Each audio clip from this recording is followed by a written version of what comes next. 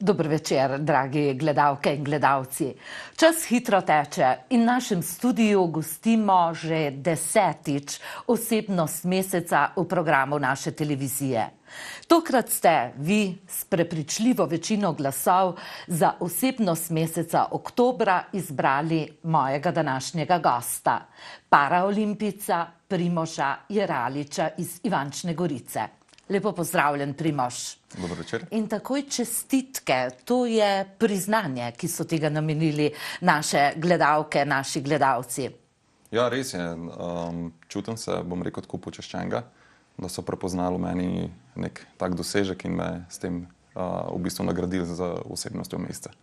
Jaz se bom dopolnila, ni samo en dosežek, kar veliko jih je, ampak o tem bova govorila v prihodnjih minutah. Začneva pa tam, kjer se nekako tvoja zgodba še bolj predstavila ljudem. To so bile letošnje paraolimpijske igre v brazilskem Riu, kjer si kar dvakrat osvojil 10. mesto. Tale številka tukaj je iz Rija, kaj ne? Ja, seveda, ta številka je iz Rija, iz vseh večjih tekmovanj. Domov pa prinesem tudi številko, če ne drugega me spominja na tisti dogodek tam in pa v bistvu v tej številki tudi neka tista občutki, energije noter in potem, ko vzameš to številko v roke, se res spominjaš teh stvari. To so bile za tebe prve olimpijske igre, jaz bom dodala ne zadnje, tega nisi ti rekel, ampak o tem, kaj v nadaljevanju zagotovo vsak športnik pravi, lepo je zmagovati na evropskih, državnih, svetovnih prvenstvih, ampak olimpijske igre so nekaj posebnega in zagotovo velja to tudi za paraolimpijske. Kako se jih ti spominjaš sedaj, ko so se prvi vtisi polegli? Ja, jaz bi šel mačken nazaj. Zdaj, če vzameva, nastopil sem tako v evropskih svetovnih pokalih, tudi na svetovnem prvenstvu. Štartati na taki tekmi, kot sem jih omenil, je nek poseben doživetje. Ampak potem, ko prideš pa na paraolimpijske igre in se zaveš, da to je enkrat na 4 leta in pride tja, je že sistem toliko težak, da že uspeh se je uvrstiti na paraolimpijske igre. In ko štartaš na takem dogodku, je polno emocij, enih čustev in takrat daš res čist vse iz sebe. Ja, dobesedno tam nekaj sekund napačnih odločitev pomenijo, čez 4 leta imaš znova priložnost popraviti. Ja, res je. Pa ni treba sem, da so napačne odločitve, lahko že material odpoved, kot se je meni zgodilo. Ja, to sem prebirala, kar 7 kilometrov si vozil na prazni zračnici. Res je, ja, na prazni zračnici, s tem, da še v prvem ovinku po štartu je sledila ena dolga ravnina in tam se je naredila glavnina. V glavnini smo se nekaj časa izmenjavali. Nato sem tik pred ovinkom 2 minute pa pol vodil to glavnino in iz tega ovinka, ko smo ven štartali, se je zgodila še ena zadeva. Takšno moč sem razvil na balanci, da material ni zdržal, da je še balanca počela. To sem gotovo potem pri pregledu ob koncu dirke. Plus tega, da v bistvu še ta guma nesrečna je. In takrat sem razmišljal, sem to, zdaj dal sem tega, zdaj bom pa nehal, ampak sem rekel, ne bom nehal, glih iz tega principa, ker to je enkrat na 4 leta, to je v bistvu čast nastopiti za Slovenijo na tako velikem dogodku in treba pokazati, iz kakšnega testa si. Torej, kljub vsemu temu, kar si sedaj rekel, rezultat je bil izvrsten, 10. mesto, tako v cestni dirki kot v kronometru. To je ena fotografija spominska iz Rija, kako izgleda to kolo, ročno kolesarjenje, vidimo tukaj. In še nekaj zapovedati, 10. mesto med 10 najboljšimi na svetu, s tem, da so vsi drugi profesionalci. Res je, ja, jaz sem edini amater bil med temi profesionalci, fante spoštujem, res so pravi atleti, tudi njihov življenjski slog ni, bom rekel, je posvečen samo temu športu, tako da tekmovati z njimi, že to ti da nek adrenalin pa neko energijo in kaj enkrat z njimi v štartni liniji stojiš, pa veš, da spadaš v sam vrh. Dejansko v sam vrh si prišel v par letih. Ja, prišel sem v parih letih. Ukvarjati sem se začel z ročnim kolesarstvom čisto naključno, ampak ker sem tekmovalen tip človeka, me je zelo hitro potegnilo. Začel sem potem tudi trenirati in v 3 letih v bistvu nekje aktivnega dela mi je uspelo se uvrstiti na paraolimpijske igre. In povejva še to, da si leto 2015 končal v samem svetovnem vrhu. Ja, zaključil sem na 6. mestu svetovne UCI lestvice za parakolesarje v moji kategoriji. Tisto leto je bilo uvrščenih okrog 30 kolesarjev na tej lestvici in zaenkrat sem najboljši slovenski parakolesar, ki je prišel tako visoko na svetovni lestvici. Če smo iskreni, že s tvojim dosežkom sedaj na paraolimpijskih igrah, kar je bistveno bolj odmevno, kot so vsa druga tekmovanja, med ljudmi si do dobra spromoviral to ročno kolesarjenje, ki ga mnogi, priznam tudi jaz, v živo še nikoli nismo videli. Ja, takrat, ko sem se začel z ročnim kolesom ukvarjati, so bili tu pa tam kakšne kapljice teh ročnih kolesarjev. In jaz sem takrat imel zelo veliko željo, da bi se poenotili, da bi se naredila znotraj Zveze paraplejev, katere sem tudi jaz član, neka sekcija ročnih kolesarjev in sem dolgo k temu strmel in se je to potem tudi uresničilo. Plus tega, da sem jaz strmel k temu, da bi se mi lahko prijavljali na maratone, tako kolesarske kot večje tekaške. In tako takrat naprej sem jaz tudi v bistvu aktivno sodeloval z organizatorjem Ljubljanskega maratona, če povzamemo, in sem po zgledu teh večjih maratonov se dogovoril, da od takrat naprej imamo tudi mi razpisano kategorijo in se lahko priklopimo na te maratone. In od začetka, ko smo mi prihajali na maratone, so organizatorji kolesarskih maratonov takole malo oddaleč gledali, pa so rekli, a če ima kakšnega rešilca zraven poslati, ali rabite kakšno spremstvo, kako te stvari potekajo, in ko smo rekli, mi ničesar ne rabimo, samo parkirno mesto, ki naj bo malo širše, mogoče kakšen WC, da je dostopen za nas, in to je to. In ko so nas prvič videli, so bili fascinirani in danes lahko rečem, da nas z veseljem pokličejo na maratone, da sodelujemo, zaradi tega, ker smo tudi za njih prvič neka velika promocija za njihov maraton in pa tudi neka motivacija za tiste udeležence teh maratonov, da če ta na roke zmore, pa bom pa tudi jaz na noge. Ja, kolesar opravi večino dela z močjo svojih nog. Vi vse to z rokami. In ko sem prebirala podatke, to niso kratke relacije kolesarstva. Cestne dirke sem brala na paraolimpijskih igrah 60 kilometrov. Ja, 60-kilometrska je bila preizkušnja na paraolimpijskih igrah, ampak to je bila ena krajših preizkušenj, drugače so dirke tam do 80 kilometrov. Če pa povzamemo treninge so pa, tako bom rekel, pred Rijom sem delal tam od 430 do 480 km tedensko. Kot? Kam si? Kam si vozil? Zdaj, ko se z avtomobilom vozim okrog, rečem moje ženi pa otrokom, lejte, tlele sem se tudi že vozil, pa gremo na lepa tlele sem tudi že šel, lepa tlele prideš tja, vse ceste mislim, da sem že obdelal. In to si šel kar sam? Večinoma sam, drugače pa so se mi priključili tudi moji kolegi iz zdajšnjega kluba Ride in smo tudi skupaj odkolesarili kakšno dobro furco. Ja, to pa je moč, jaz temu ne rečem samo mišic, ampak volja, želja, veliko tega je potrebnega. Ja, ni tukaj tako, kot ste omenili, samo moč in pa tista trma, ampak je tudi neka vizija, jaz temu pravim, tudi neka vztrajnost in sodelovanje raznih inštitucij, v bistvu tudi sodelovanje z razvojniki tehnologij tem kolesom. Mislim, tle je tak sklop noter, da ko začneš razlagati, bo si rekel, ampak to je res profesionalni šport. Tukaj ni polovičarstva. Ja. Če hočeš dobre rezultate. Če hočeš biti nekje v vrhu, se ne moreš iti polovičarstva in jaz sem tak človek, da jaz zahtevam najboljš od sebe in tudi pričakujem najboljš, da dobim nazaj. Primož, pa se vrniva nekaj let nazaj. 8 let je šele minilo, resnično lahko rečem šele, kajti veliko si dosegal v tem drugem načinu življenja, če temu rečem, v zadnjih letih, ampak pred 8 leti je bilo tvoje življenje drugačno. Ja, res je, kot ste omenila, pred 8 leti, leta 2008, tistega februarja. Do takrat so bili cilji pa vizije drugačne zastavljene, tako kot imajo 24-letniki, imaš neke cilje naprej, takrat sem zaposlil, takrat bom imel družino, tako bom pa hišo delal, pa to bom naredil, pa mogoče ne vem, še kaj tako. Ko se ti pa enkrat zgodi neka taka stvar, prideš pa pred pred dejstvo, da v bistvu nikoli več ne bo tako, kot je bilo. Vsi tisti cilji, ki si jih imel zastavljeni, se naenkrat podrejo in takrat ti prvi cilj, da se ti, v bistvu vsaj pri meni bil, da se čim bolj zrehabilitiram, da sem čim bolj samostojen in da zaživim nekako ponovno. In pa kar naenkrat so vrednote v življenju čist druge, kot so bile.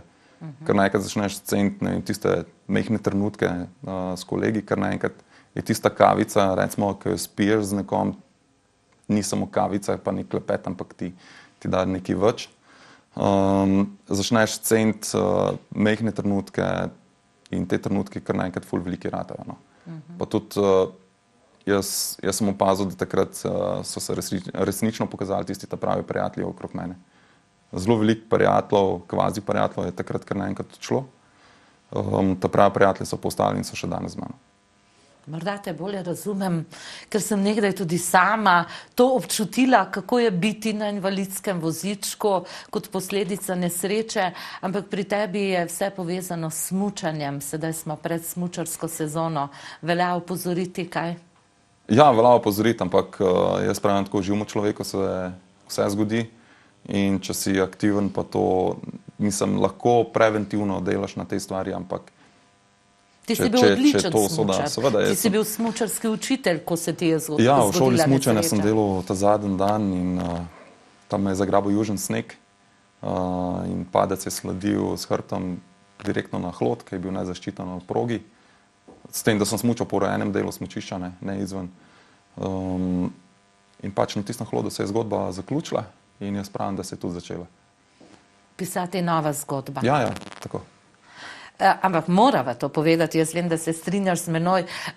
Veliko sem slišala o tvoji zgodbi tudi ob televizijski poroki, vsi se spomnimo in tebe in Nine in glasovali smo za vaju, ker ti verjamem, da je vse vaša zgodba nekako dotaknila se. Nina ti je stala ob strani.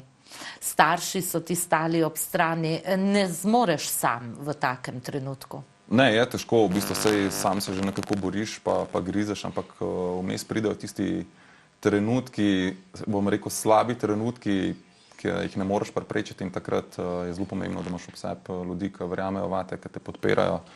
In na tem mestu sem zelo hvaležen moji ženi Nini in pa mojim staršem bratu in pa tem prijateljem, ki so stali ob strani in me v bistvu bodrili.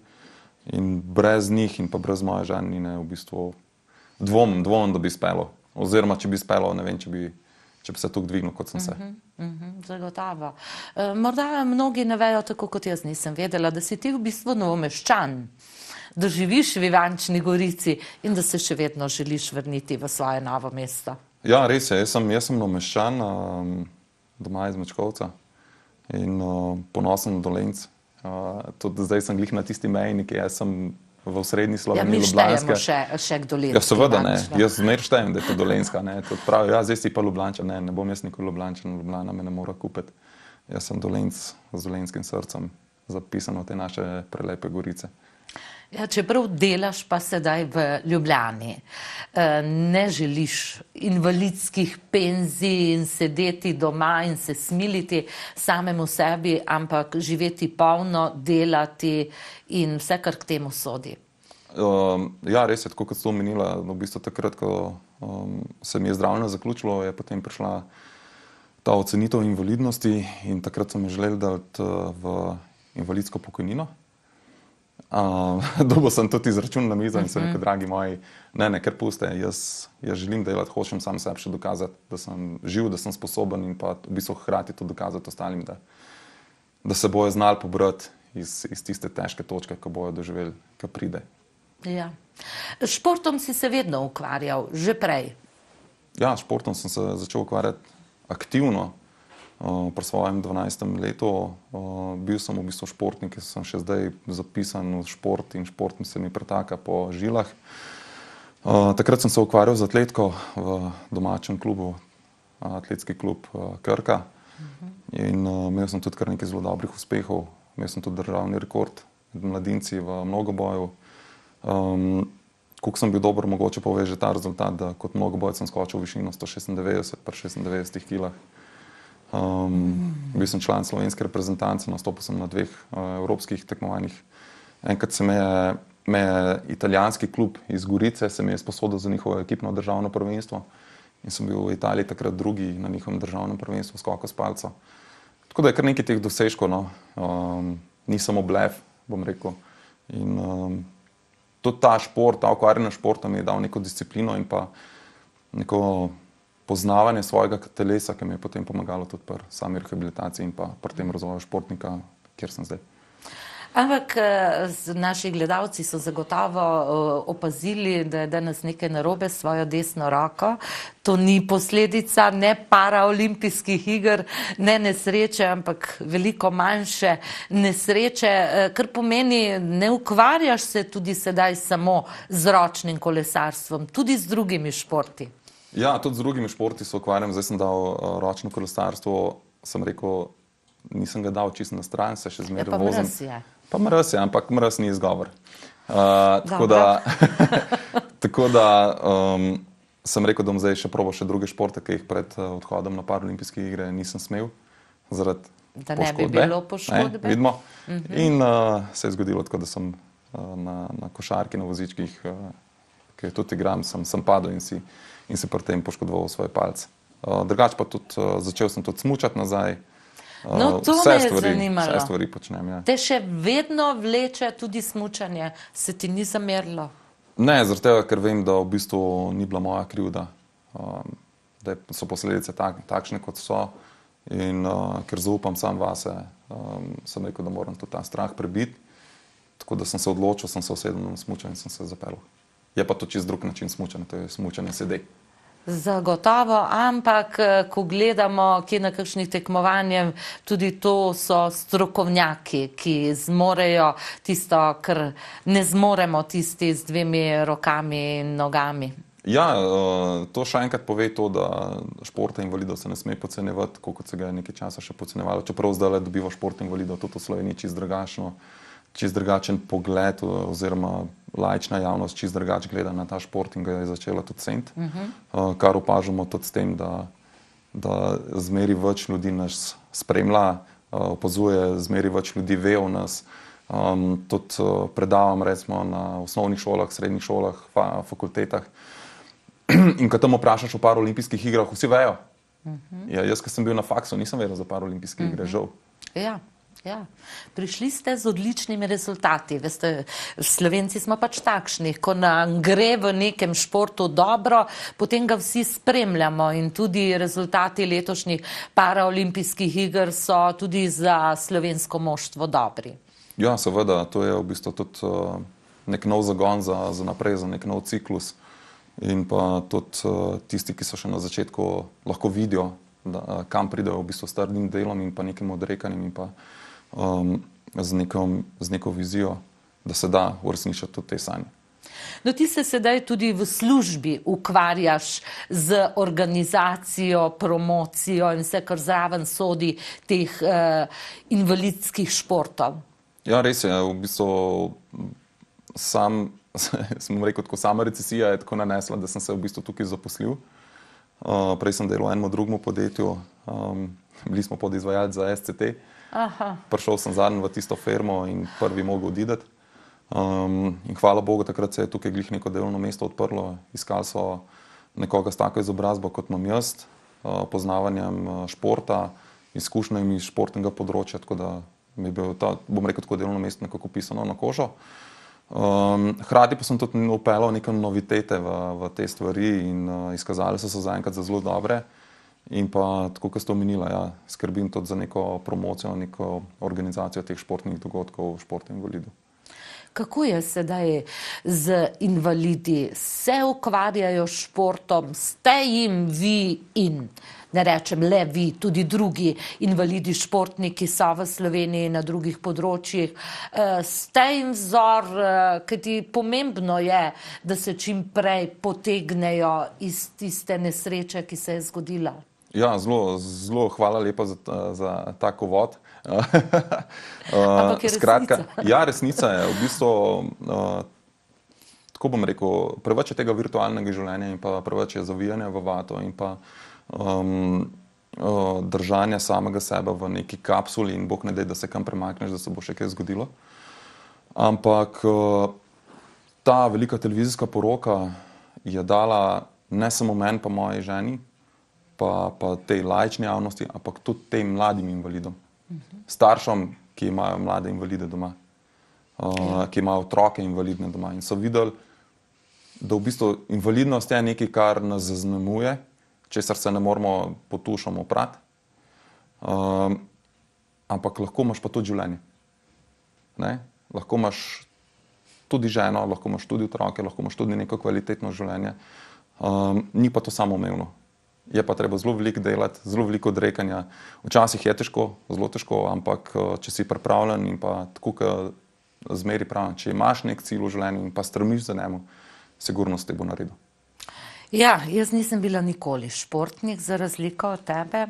Tudi takrat, ko sem bila mlada, ne, me ni navduševal šport, ampak vedno ste me navduševali športniki in motivirali, ne glede kateri šport, ogromnega treninga, ogromnega odrekanja, ogromnega truda in potem pride tekmovanje in je neuspeh in ne vržeš puško v koruzo, ampak greš naslednji dan še bolj trenirati. To je tisto, kar mene fascinira in kar mislim, da bi nas moralo motivirati še bolj v življenju. Ja, res je, pa moramo nekaj poudariti, ne? Ni to samo v športu, pri vsaki stvari tako. Ampak kako se boš ti v športu dokazoval, kako boš svojo osebnost v športu dokazal, to si v bistvu ti v svojem življenju. In nobena taka stvar te ne sme iz tega vršiti, ampak samo strumno naprej. Na začetku je težko, ampak potem se razvijajo stvari. Pa tako, jaz pravim, zmer, kadar pride padec, zmer greš dvakrat više, potem, ko je vzpon. Ja. Prebrala sem na tvojem blogu stavek, ki se me je res tako dotaknil, pa ga bom prebrala še zdaj, da ne bom kaj spreminjala. Sem športni odvisnež, ki ima vizijo, cilje in voljo, glavne atribute, ki peljejo velikim ciljem naproti. Povedano vse. Torej, Primož, prve olimpijske igre so za teboj, 6. mesto v minulem letu v svetu tega športa paraolimpijskega in parakolesarstva, kako temu rečete? Ja. Kako sedaj dalje na tem športnem področju? Tokio se bo hitro približal paraolimpijske igre. Kaj načrtuješ? Ja, Tokio lahko rečemo, da je že tukaj, ne. Ja. Ker je 4-letni ciklus, je veliko, pa ni nič, ne. Tako da zdaj se pač neka nova zgodba odpira, bom videl, kako se bo zaključila. Ne bi še na glas o tem razlagal, ampak tisti, ki me spremljajo, pa ki so ob meni, bojo vedeli, zakaj se gre. Tudi jaz sem prepričan, da boste še veliko manj slišali, tako na tem področju, kot pa še na tistem drugem, ki ga tudi razvijam. Torej, v vsakem slučaju te bomo še videli v takšnem ročnem kolesarstvu, boš vztrajal, če ne sedaj po ledu in snegu, pa spomladi. Ja, sigurno. Doma je družinica, ki se lepo razvija, čudovita žena, Nina, otroka rasteta. Ja, res je, otroka rasteta, ne morem verjeti, da je Gašper že v 1. razredu. Se mi zdi, kot da se je predvčerajšnjem rodil. Včeraj se je pa Neža. Ja. Zelo hitro gre to naprej, pa tako, kot pravijo, ko imaš otroke, vidiš, kako hitro se staraš. Čeprav si nočemo priznati, ampak kaj čemo, tak je življenjski ciklus. Tega se moramo v bistvu sprijazniti s tem in pa izkoristiti svoj čas tukaj, ki ga imamo. Ja. In ti si dokaz, da se da vse in tako, kot pravijo vsi, ki te poznajo, ne poznaš besede ne morem, ne v športnem, ne v zasebnem življenju in če tako živiš in tako razmišljaš, se da vse. Pa končajva ta najin današnji pogovor s kakšnim tvojim lepim sporočilom našim gledalkam in gledalcem, predvsem mladim, morda tistim, ki se znajdejo v življenju v podobnih situacijah ali pa tudi ne. Ja, zdaj ste me kar malo presenetili, ampak kljub temu sporočilo je jasno. Če povzamete samo mojo zgodbo, lahko vidite, da takrat, ko si na tleh, ne smeš obupati, imaš zmeri 2 poti, ki jih izbiraš. Vedno sta 2 poti, ena je ležerna, ena je pa težka. In tista ležerna ti bo nekaj časa ti bo ugajala, potem pa boš začel nazadovati. Tista ta težka, ki pa je, pa borbaš vsak dan, ampak se razvijaš, se dokazuješ sam sebi, hkrati pa se dokazuješ, oziroma se tudi ta publika te začne prepoznavati in začnejo svoje velike probleme videti, da niso veliki problemi, da so majhni in da so v bistvu zanemarljivi in da se da v življenju vse. Tako kot sem rekel, če se za nekaj odločiš, če za nekaj strmiš, definitivno boš to uspelo. In da, če dodam, mislim, da ko se ti zgodi takšna stvar v življenju, potem verjameš v tisti ljudski rek, da je v vsakem slabem nekaj dobrega. Primož, kdo ve, če bi tekmoval na olimpijskih igrah? Na olimpijskih najbrž ne, a paraolimpijskih pa ja. Čeprav velike sanje so bile že takrat, vsakega športnika so sanje, da se bo enkrat odrežil tega velikega dogodka, ker to je res dogodek, tako kot sem rekel, čist drugače ga doživljaš, to tekmovanje kot ostala. In ko ga doživiš, vidiš, da stvari, ki si jih počel, niso bile za menj. Jaz sicer vem, da bi ti zdravje zamenjal in za paraolimpijske, olimpijske igre in še kaj v življenju, ampak pomembno je, da si bil toliko močan, da si se pobral, vstal in da nadaljuješ in da imaš velike cilje. In jaz ti iskreno, resnično iz srca želim, da jih dosežeš in še naprej bomo spremljali tvoje uspehe, ki ti jih res želim tako v zasebnem življenju, kot tudi v športnem. V tem tvojem svetu športa, ki je tvoja droga. Super, najlepša hvala za tako lepe besede. Hvala, Primož Jeralič, hvala za pozornost vam, drage gledalke, dragi gledalci. Jaz verjamem, če ste nas spremljali in dobro poslušali mojega današnjega gosta, osebnost meseca oktobra v programu naše televizije, ste dobili motivacije za lepši in uspešnejši jutrišnji dan, kakršenkoli je že bil današnji. Pa lep večer vam želim.